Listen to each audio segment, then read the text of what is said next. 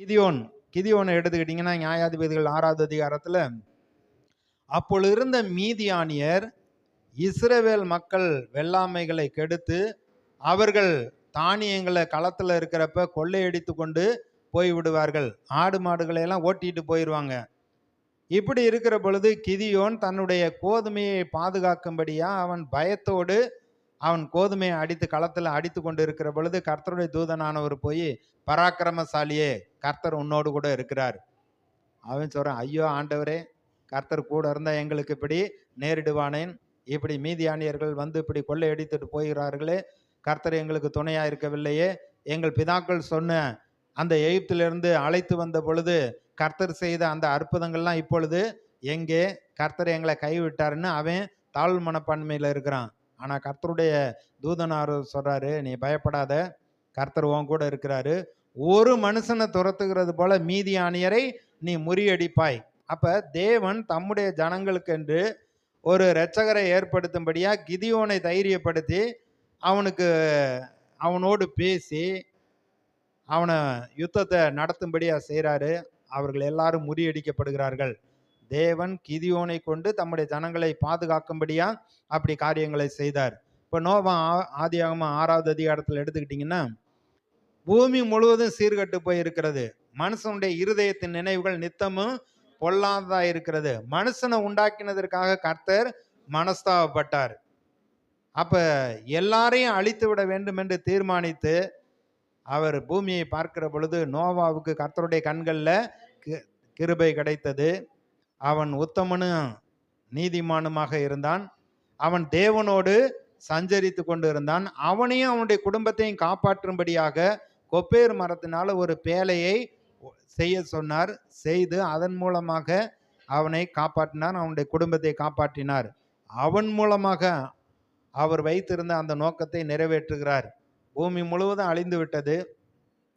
இவங்க 8 பேர் மட்டும்தான் இருக்காங்க. பேழையை திறந்து வந்தா எல்லாமே அங்க வெறும் காடு மாதிரி இருக்கு. ஆனா கர்த்தர் சொல்றாரு, விதைப்பு அறுப்புங்கிறது மாறாத பிரமாணம். ஆகையினால நீங்க பழுகி பெருகி பூமியை நிரப்புங்கன்னு சொல்லி ஆசீர்வதித்தார். நோக்கத்தின் தேவன் அந்த நோக்கத்தை நிறைவேற்றும்படியாக அப்படி செய்தார். இப்ப சாலமோனிடத்துல கர்த்தர் தம்முடைய காரியத்தை எப்படி சொன்னார் என்று அதை நம்ம வாசிக்கலாம். 1 நாளாகமம் 28வது அதிகாரம். தேவன் நோக்கத்தின் தேவன், அவர் எப்படி சொல்லி அதை நிறைவேற்றுகிறார் என்று பார்க்கலாம். இன்றைக்கு நம்முடைய வாழ்க்கையிலும் கர்த்தர் வைத்திருக்கிற நோக்கமும் திட்டமும் சித்தமும் நிறைவேறும். 1 நாளாகமம் 28வது அதிகாரம் 5வது வசனத்திலிருந்து, கர்த்தர் எனக்கு அநேக குமாரரை தந்தருளினார். இது தாவீது சொல்ற காரியம். கர்த்தர் எனக்கு அநேக குமாரனை தந்தருளினார், ஆனாலும் இஸ்ரவேலை ஆளும் கர்த்தருடைய ராஜ்யத்தின் சிங்காசனத்தின் மேல் உட்காருகிறதற்கு அவர் என்னுடைய எல்லா குமாரர்களிலும் என் குமாரனாகிய சாலமோனை தெரிந்து கொண்டு, அவர் என்னை நோக்கி, உன் குமாரனாகிய சாலமோனே என் ஆலயத்தையும் என் பிரகாரங்களையும் கட்டக்கடவன். அவனை எனக்கு குமாரனாக தெரிந்து கொண்டேன். நான் அவனுக்கு பிதாவாயிருப்பேன். இந்நாளில் நடக்கிறபடியே அவன் என் கற்பனைகளின்படியும் என் நியாயங்களின்படியும் செய்ய உறுதியாய் இருப்பானானால் அவன் ராஜ்ய பாரத்தை என்றென்றைக்கும் திடப்படுத்துவேன் என்றார். இப்போதும் நீங்கள் என்றென்றைக்கும் இந்த நல்ல தேசத்தை சுதந்திரமாய் அனுபவித்து உங்களுக்கு பிறகு அதை உங்கள் பிள்ளைகளுக்கு சுதந்திரமாக வைத்து போகும் பொருட்டாக வைக்கும் பொருட்டாக நீங்கள் உங்கள் தேவனாகிய கர்த்தரின் கற்பனைகளை எல்லாம் கை கொண்டு விசாரியுங்கள் என்று கர்த்தரின் சபையாகிய இஸ்ரவேல் அனைத்தின் கண்களுக்கு முன்பாகவும் நமது தேவனுடைய செவி கேட்க உங்களுக்கு புத்தி சொல்லுகிறேன். என் குமாரனாகிய சாலமோனே, நீ உன் பிதாவின் தேவனை அறிந்து அவரை உத்தம இருதயத்தோடும் உற்சாக மனதோடும் சேவி. கர்த்தர் எல்லா இருதயங்களையும் ஆராய்ந்து நினைவுகளின் தோற்றங்களை எல்லாம் அறிகிறார். நீ அவரை தேடினால் உனக்கு தென்படுவார். நீ அவரை விட்டுவிட்டால் அவர் உன்னை என்றென்றைக்கும் கைவிடுவார்.